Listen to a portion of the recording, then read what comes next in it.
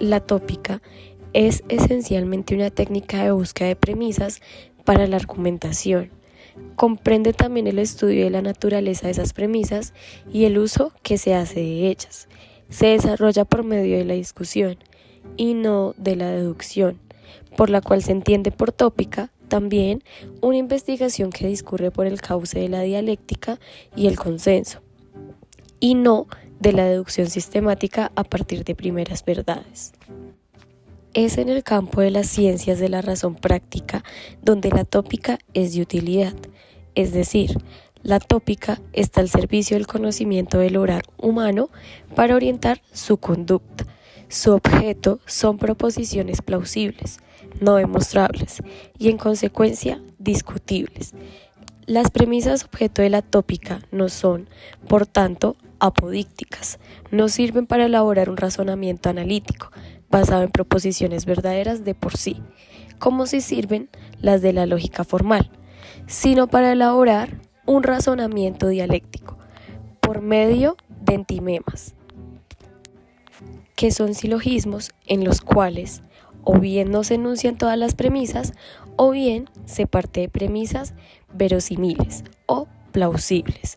Como el resto del arte e investigaciones aristotélicas, en su origen, la tópica se dirige a la consecución de un bien.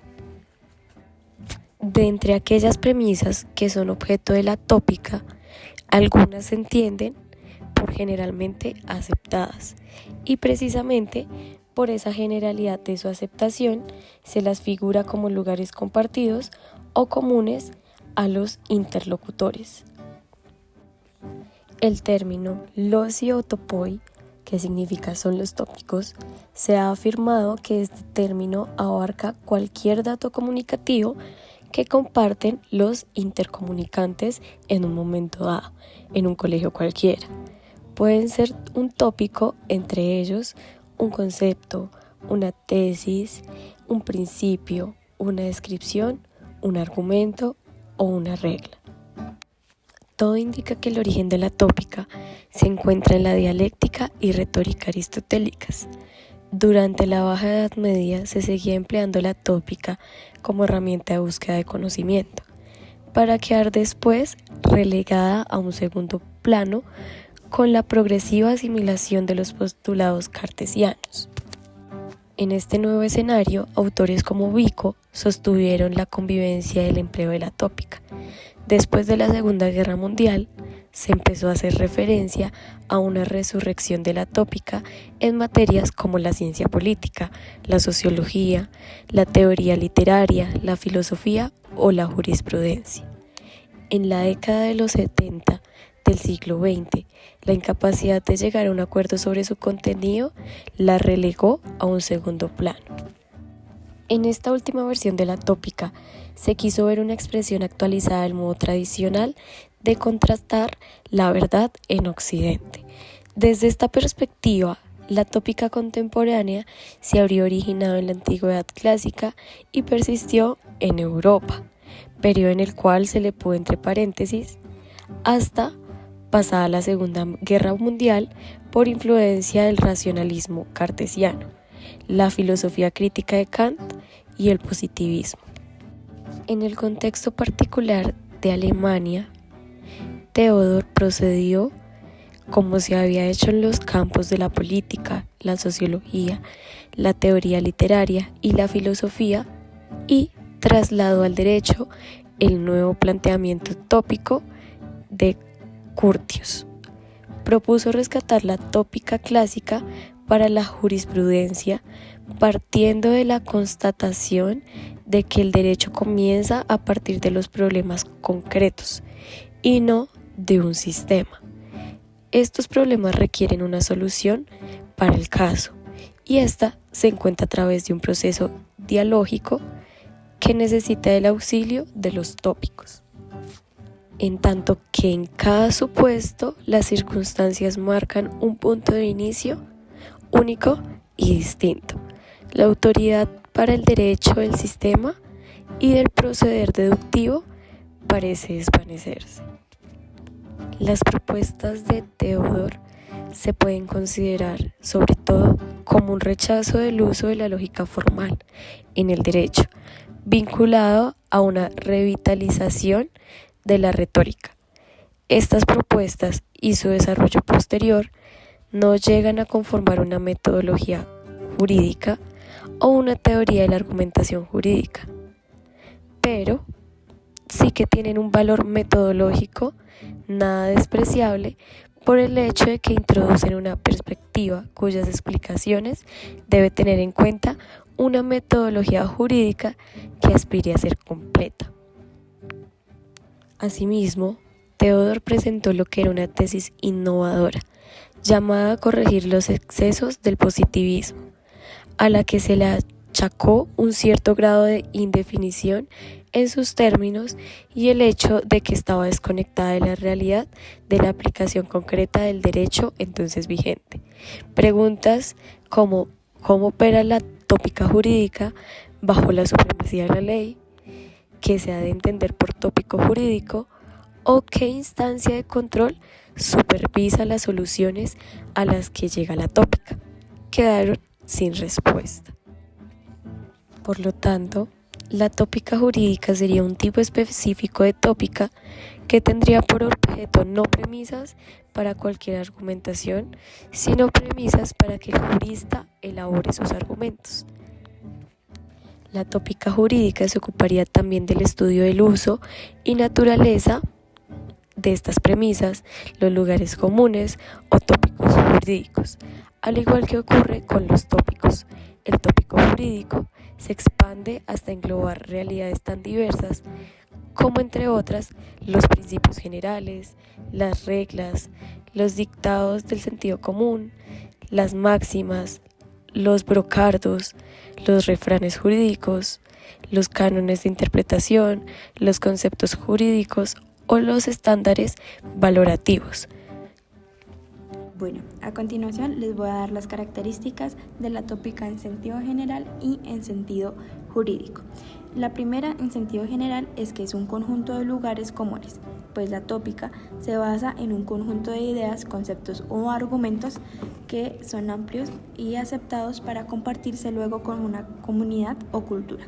La siguiente sería una invención de argumentos, pues la tópica es una técnica que nos ayuda a generar nuevos argumentos a partir de estos lugares en común. La siguiente sería la persuasión, ya que la tópica es estrechamente relacionada con la retórica y nos puede ayudar a persuadir a todos de la validez de nuestras ideas.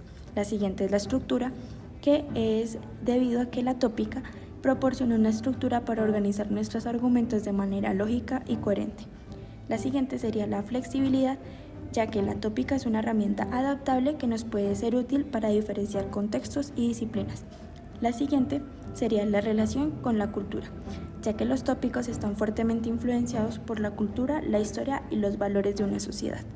La siguiente es la evolución, ya que los tópicos no son estáticos, sino que evolucionan con el tiempo y también en función de las nuevas ideas y conocimientos. Bueno, ya hablando en un ámbito jurídico, estaría también nombrar el conjunto de lugares, esta vez comunes pero jurídicos. Pues trata de que la tópica se basa en un conjunto de principios, conceptos y normas legales que son ampliamente aceptados y utilizados en el sistema jurídico. La siguiente sería la interpretación y aplicación de la ley, ya que la tópica jurídica es la esencia para interpretar y aplicar las normas legales. La siguiente sería la resolución de los casos difíciles, ya que en casos donde la ley vaga o contradice, la tópica jurídica permite a los jueces y a los abogados encontrar un argumento persuasivo para justificar las decisiones. En un ámbito de argumentación jurídica, también se habla de que la tópica es la base de la argumentación jurídica, ya que permite construir un argumento sólido y coherente a partir de lugares comunes jurídicos.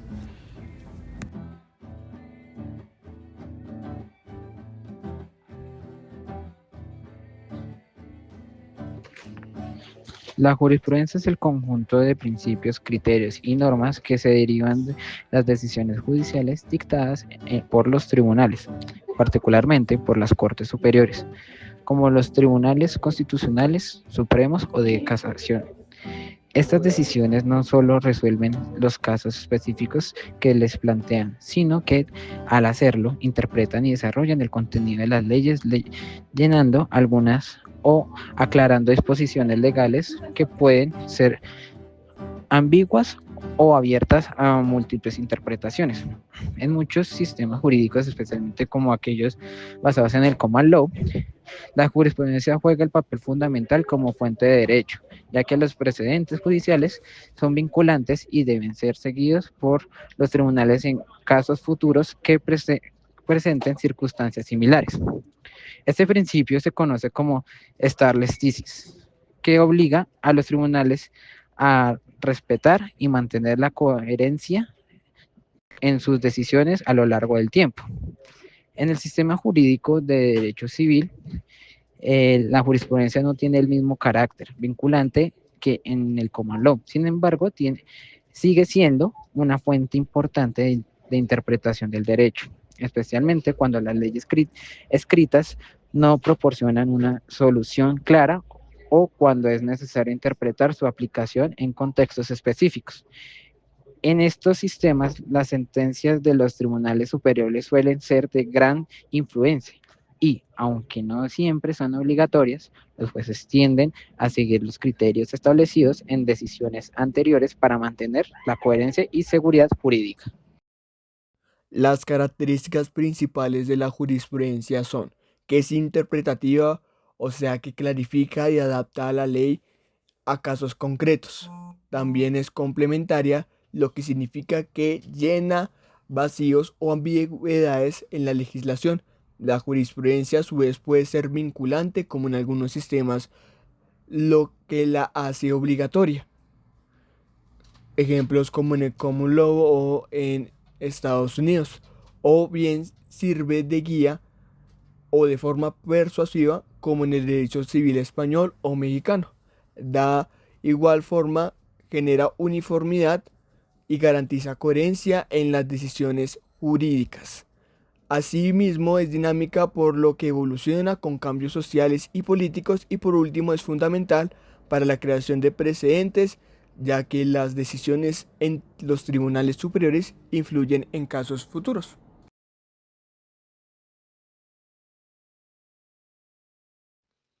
Bueno, para explicar la diferencia entre tópica y jurisprudencia, vamos a hablar principalmente de la función de cada una de ellas, donde la función de la tópica o esta básicamente proporciona un conjunto de herramientas, ¿sí?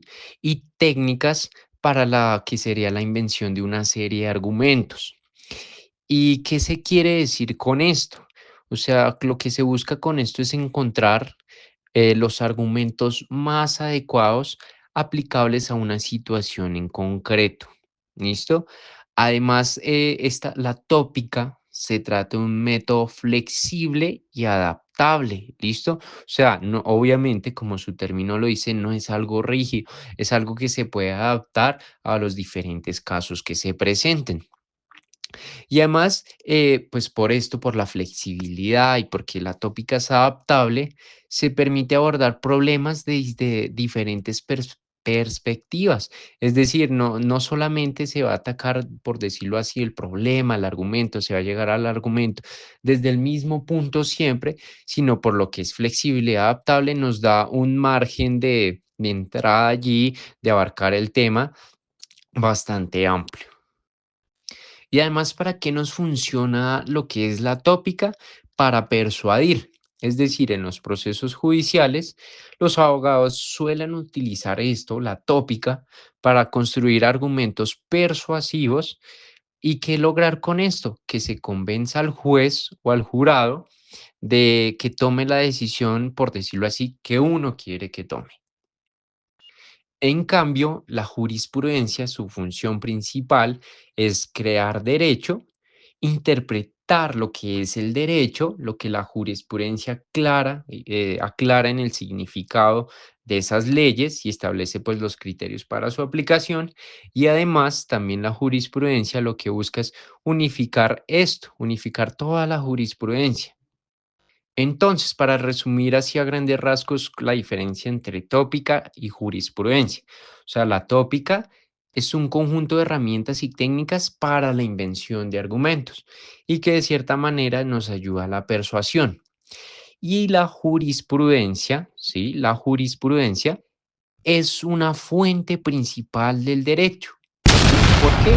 Porque mediante esto los jueces crean nuevas normas al momento de que se llegan a resolver los casos.